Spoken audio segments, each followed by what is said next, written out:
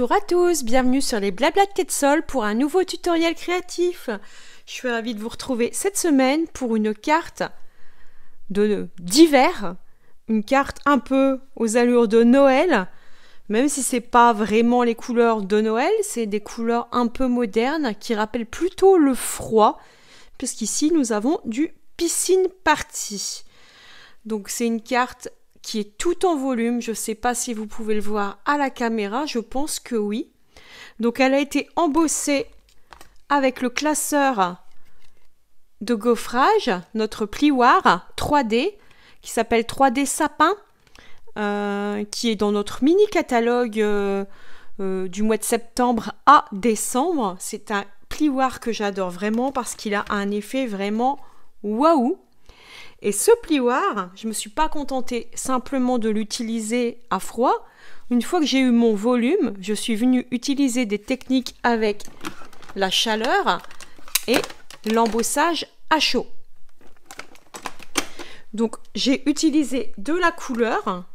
Tout d'abord, en fait c'est vraiment une carte un peu patouille. Si on respecte les étapes, c'est embossage à froid, un petit peu de couleur sur le centre, grâce aux brosses estompes. Puis une fois que j'étais satisfaite de ma colorisation, je suis venue utiliser un pinceau, tout ce qu'il y a de plus classique, un pinceau propre, qui est encore bien souple. Et j'ai utilisé ma Versamark, je suis venue mettre de la Versamark au pinceau où je le souhaitais. Et j'ai d'abord utilisé de la poudre à embosser blanche pour faire comme de la neige. Une fois que j'étais satisfaite, je voulais un côté un peu givré, un côté un peu brillant. J'ai recommencé l'étape et je suis venue mettre de l'embossage, cette fois-ci avec mon pinceau, la Versamark et de la poudre à embosser clear, c'est-à-dire transparent. J'ai rajouté quelques petits embellissements qui sont les petits flocons, un petit sentiment vive le vent, deux petits tamponnages, des petits brillants ici, un petit nœud et je trouvais que c'était suffisant. L'intérieur est tout simple, j'ai juste rajouté quelques petits tamponnages de sapin. Donc nous avons une carte très facile au niveau technique d'assemblage. Là où c'est un peu plus complexe, c'est vraiment dans les techniques d'embossage. Ici vous pouvez bien voir, on voit vraiment le volume. Je ne sais pas ce que vous en pensez, mais moi je suis vraiment fan. Donc comme c'est un peu aléatoire, je ne suis pas certaine d'avoir le même résultat à chaque fois, même si j'essaye de contrôler l'endroit où je vais mettre ma poudre, c'est pas toujours évident. Cette carte est montée en volume pour apporter un peu encore de texture et il y a un papier argent qu'on retrouve ici. On va utiliser les mêmes techniques. Alors je vais vous montrer quand même le set de tampons que j'ai utilisé, même s'il y a seulement le petit sapin et le vive le vent, c'est merveille enneigée et j'ai utilisé le poinçon que j'ai déjà sorti, qui est notre poinçon un peu étiquette qui vient ici. Donc c'est ce lot-là, merveille enneigée, que j'ai utilisé, ainsi que le plioir 3D sapin. Voilà pour le matériel. Ensuite, il faut du papier. Vous allez voir qu'il ne faut pas grand-chose. Je mets ça de côté. Je prends les papiers que j'ai déjà découpés et je vous donne toutes les mesures. Vous voyez qu'il ne faut vraiment pas grand-chose. Une chute de blanc, une chute de vert pour l'étiquette que vous avez ici. Vous voyez que je vais switcher. J'ai décidé, comme là c'est un coloris un peu muté, un peu vert bleuté, c'est piscine party, ça rappelle le froid. Je me suis dit je vais tenter avec un coloris plus traditionnel qui est notre sapin ombragé. Je suis quasiment certaine de ne pas me tromper et de vous dire que je vais préférer celle-ci. Je connais mes goûts. Je sais qu'il y a des fans du Noël traditionnel, le vert, le rouge. Donc je suis revenue sur un côté plus vert pour vous prouver que vous pouvez le faire, bien sûr, dans les couleurs qui vous plaisent. Donc les deux chutes, juste pour la petite étiquette. Ensuite, le panneau blanc qui vient sur le dessus ici. C'est un panneau blanc, c'est celui qu'on va embosser.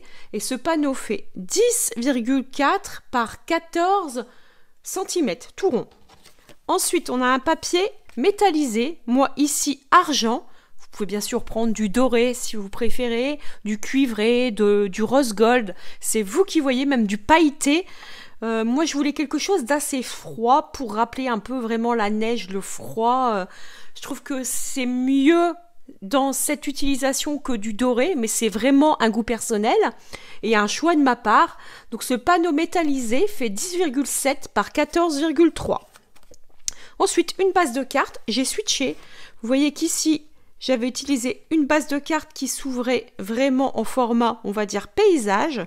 Ici, je switch pour un format portrait. Pour vous prouver que si vous avez des chutes de papier, les cartes, vous les faites bien dans le sens que vous voulez.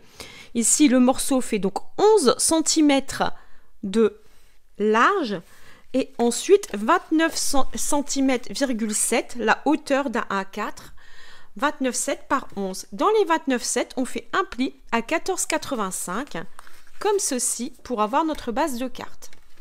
Et à l'intérieur, j'ai un panneau blanc, tout ce qu'il y a de plus classique, de 10,5 par 14,3.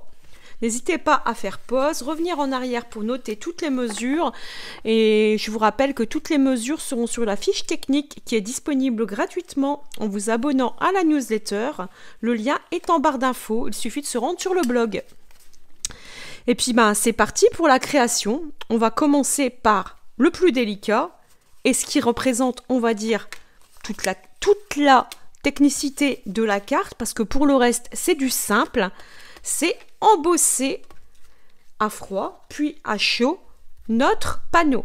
Donc l'embossage à froid, je le rappelle, c'est avec un classeur de gaufrage ou plioir de gaufrage. Je précise, je sais que vous êtes beaucoup à connaître toutes ces techniques, mais j'ai aussi des abonnés qui sont débutantes et qui s'intéressent et qui sont un peu perdus avec les termes. Donc ceci est un classeur d'embossage ou un plioir d'embossage à froid puisqu'on n'utilise pas de chaleur. C'est la presse dans la machine qui va venir écraser le papier et donner la forme à notre papier. Pour cela, on prend notre machine de coupe et d'embossage. On prend notre base, la base numéro 1.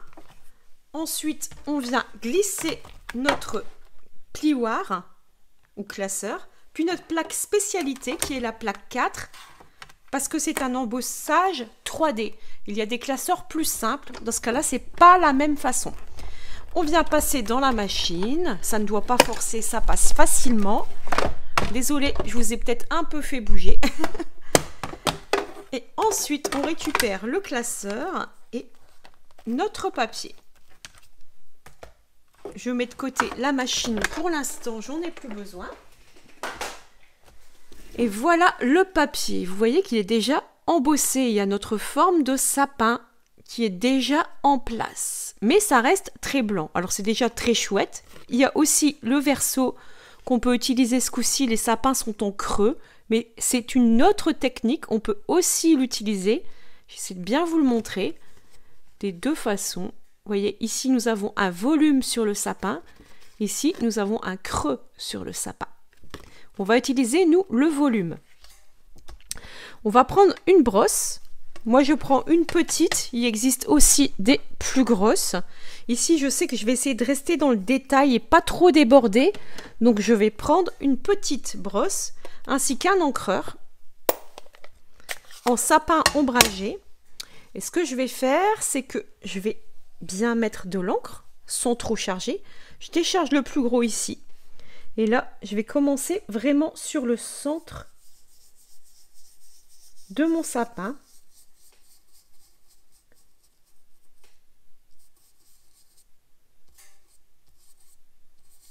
J'ai une main très légère quand je vais vers l'extérieur.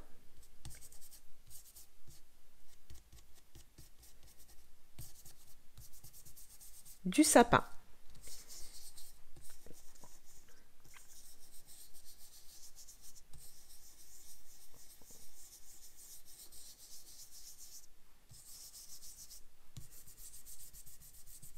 Voilà, voilà. Ici, je suis pas trop satisfaite du haut. Ça a tendance à accrocher un petit peu. J'espère que ça va pas me faire un trop gros pâté. Je pense que je vais bien mettre de l'embossage pour corriger le truc. Mais c'est du vert foncé, donc c'est plus délicat. On va corriger de toute façon avec l'embossage. J'essaie de ne pas appuyer. On n'appuie pas sur sa brosse, on vient caresser le papier, on va dire.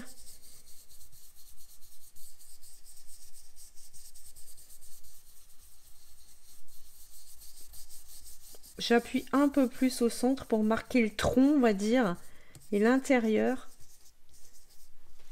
On va dire que là, je suis satisfaite, à moitié. C'est toujours un petit peu impressionnant. On se demande est-ce que j'ai pas fait des bêtises. Là, vous voyez que sur le haut, il y a des petites traces qui me plaisent pas trop. Mais on va essayer de corriger ça avec l'embossage. On va passer maintenant à l'embossage à chaud. L'embossage à chaud, c'est la Versamark. Ici, du coup, avec un pinceau. D'habitude, on va simplement prendre un tampon qu'on vient placer. Je vous le rappelle. Un petit coussin. Et je prépare mes poudres. Je vais tout de suite préparer la blanche en premier parce que vous voyez qu'elles se ressemblent. Il y a juste marqué white and clear. Mais sinon, on a du mal à les reconnaître. Pour pas me tromper, je vais utiliser la blanche en premier. Je laisse la blanche. Je mets de côté tout mon attirail. Je prépare mon petit plateau pour récupérer la poudre. Donc la clear, je la mets de côté. Et là, on va commencer. Donc, je vais d'abord prendre mon petit coussin d'embossage que je vais venir passer un peu partout sur ma carte, sans appuyer. Hein. On vient caresser le papier encore une fois. On est toujours dans la délicatesse, comme ceci. C'est pour mettre de la poudre, du talc, qui va enlever l'électricité statique et éviter que la poudre qu'on va mettre ici viennent s'attacher l'endroit où on ne veut pas.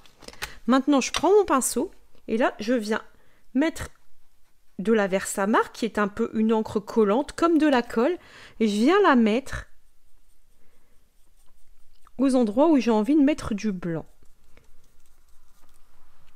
Alors, sur le haut, j'en mets un peu partout, mais après, je vais être dans la délicatesse.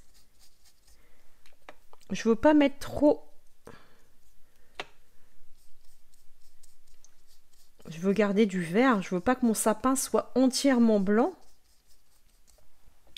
Donc je viens avec parcimonie mettre un petit peu d'encre Versamark transparente et collante sur mon sapin.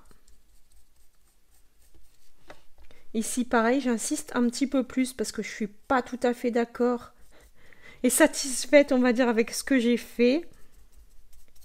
Là, je suis un petit peu plus. Vous voyez que je ne viens pas remettre spécialement d'encre dessus. On peut toujours corriger de façon juste après. Là, j'utilise mon plateau. Je prends ma poudre et je viens saupoudrer. Bon, moi, j'y vais à chaque fois allègrement. Je récupère et je viens tamponner. Et là,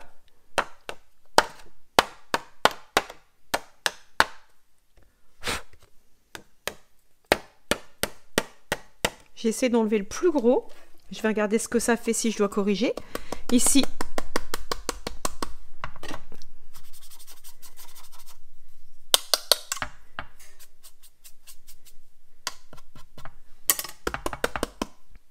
je viens récupérer ma poudre grâce au plateau.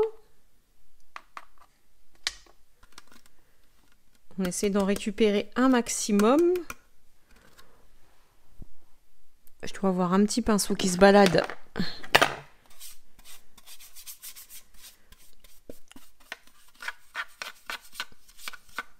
Et j'essaie de bien nettoyer à chaque fois, après chaque utilisation, au maximum mon plateau pour pas mélanger les poudres, puisqu'on la récupère à chaque fois. Sinon, on se retrouve avec des grains dorés dans du blanc, de l'argenté dans du cuivré. C'est pas le but, c'est pas ce qu'on souhaite.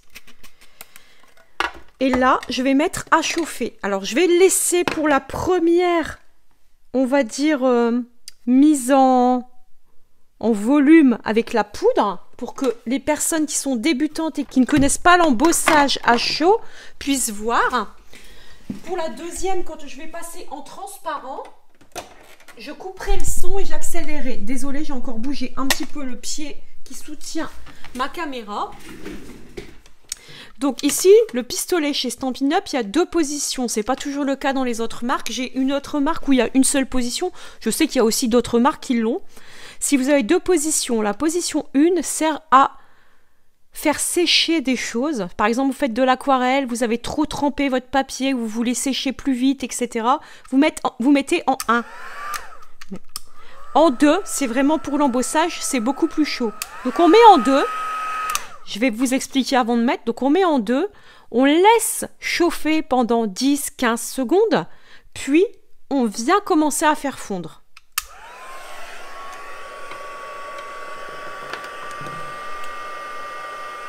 J'utilise une pince qui me permet de maintenir le papier et de pas me brûler les doigts. Vous voyez ce que ça... On voit quand même l'endroit où il y a de la poudre blanche qui s'est déposée. Il n'y en a pas partout. C'est volontaire. La neige ne va pas tout partout uniformément. C'est chaud. C'est parti. Donc là, je viens me placer à un endroit et j'attends. Je le vois à l'œil, moi, que ça fond. Si vous regardez ici, regardez la poudre blanche qui apparaît et qui change de couleur.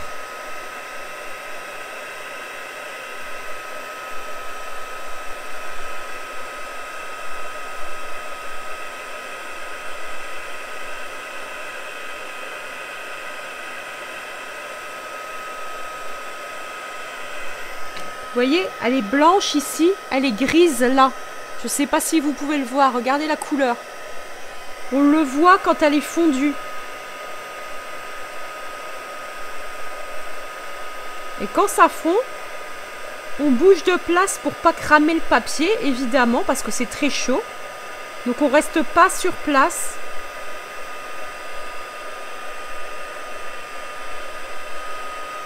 Voilà, il y a un des sapins qui est fait. Regardez par rapport au deuxième. Il y a une différence, non? Deuxième sapin.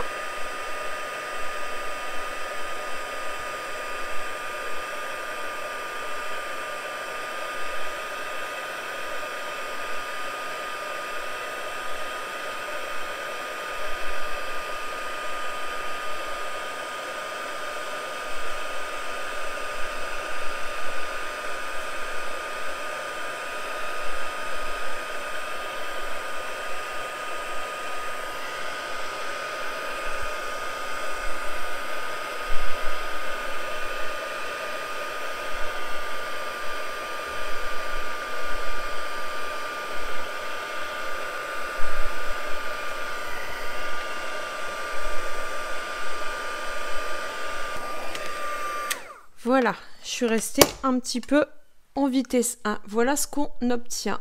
Alors, je suis contente ici, Je trouve qu'ici, il manque un petit peu de poudre blanche. Donc, ce que je vais faire, c'est que je vais reprendre de la Versamark. Voilà, il y a un peu plus de blanc. Ça me satisfait plus. Donc là, ce que je vais faire... J'ai fait une petite trace, je vais devoir... je ne sais pas ce qui lui est arrivé. Il est un peu collant, lui, il est sale. J'ai sali ma feuille. Bon, c'est pas grave, il y aura l'étiquette Vive le vent. Et on va s'occuper. On va faire la même chose. Mais cette fois-ci, avec la Versamark et la poudre transparente qui est ici. Même étape. Je reprends mon pinceau et je viens bien mettre de l'encre. Et là, j'y vais un peu plus généreusement.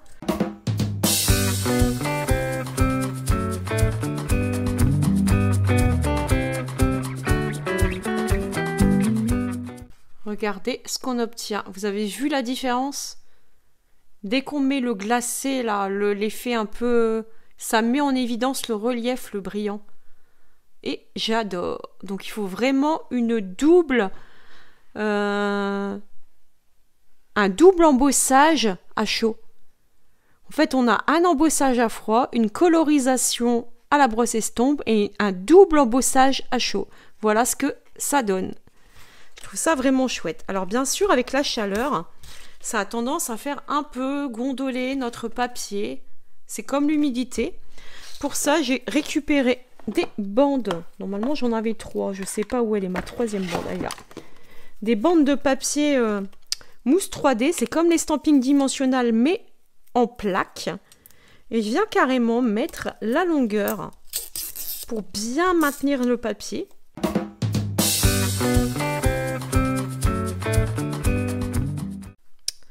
Là, je vais prendre du coup le panneau miroir argent, comme ceci, et on va venir se centrer. Désolée, vous allez peut-être voir passer ma tête, à moins que j'arrive à le faire par le bas. Oui, ça va. Et le panneau argent qui est plus rigide va permettre de redresser notre panneau de carte et obtenir quelque chose de plus droit. Ensuite, on prend notre base de carte qu'on est venu plier à 14,85 dans les 29,7. Et je vous rappelle qu'elle fait 29,7 par 11 et on plie à 14,85. Et on va venir coller simplement notre base. Ici, on est bien. On a à l'intérieur notre petit panneau qui vient ici. Du coup, je vais venir réaliser mes tamponnages en sapin ombragé.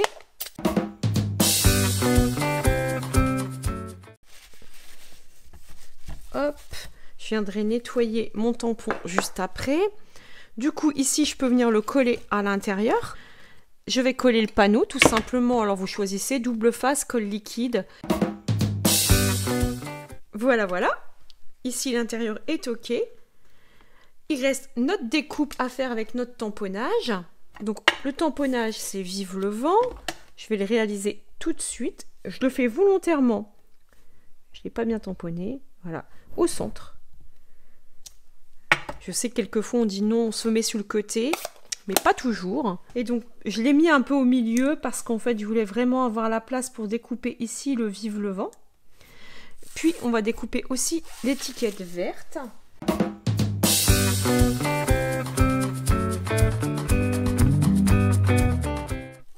Nous avons le Vive le vent ici et ici. Alors, pour faire quelque chose de joli, moi j'aime bien le décaler un peu comme ça pour faire comme un L en couleur.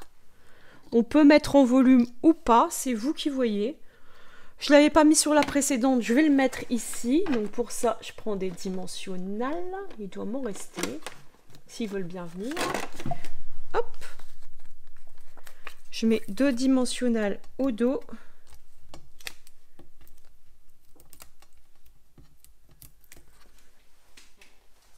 Pour mettre un petit peu de volume. Comme ceci. Ici, par contre, je vais venir le coller. Alors, du coup, je vais bien le centrer. Je ne centre jamais d'habitude, mais j'ai envie de cacher la petite tache que j'ai réalisée ici. Bravo, Karine. Avec ma pince.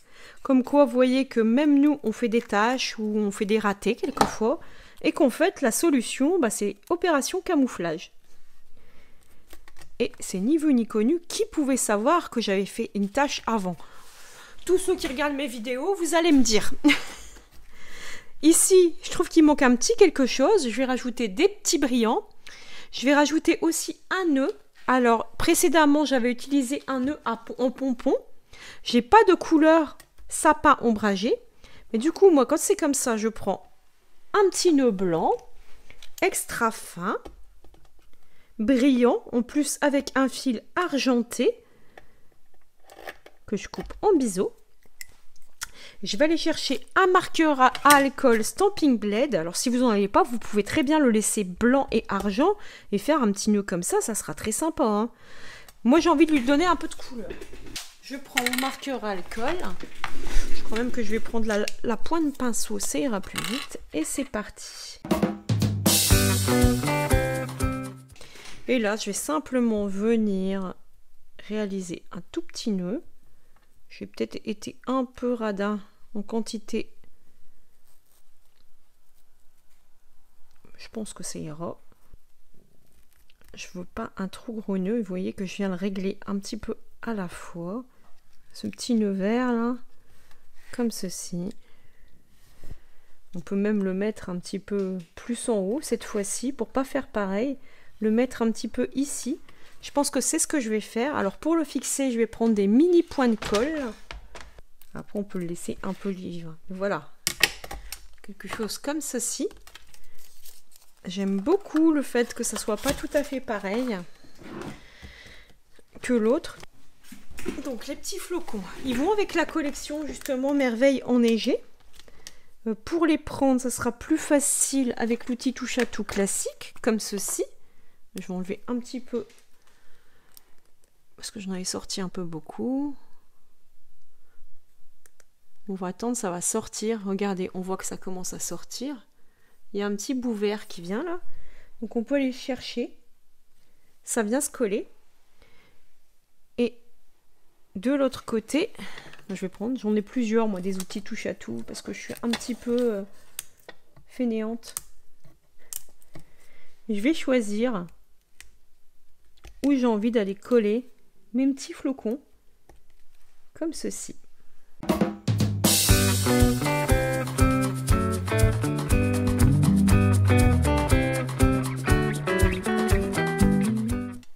Voilà, voilà. Bah, du coup, en fait, j'ai du mal à savoir laquelle je préfère.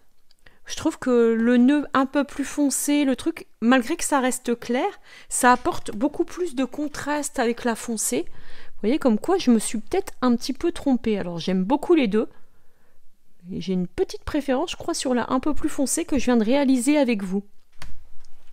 J'espère que cette vidéo un peu technique, plutôt que pop-up, complexité au niveau des découpes, là c'est plutôt de la technique de colorisation, vous aura plu.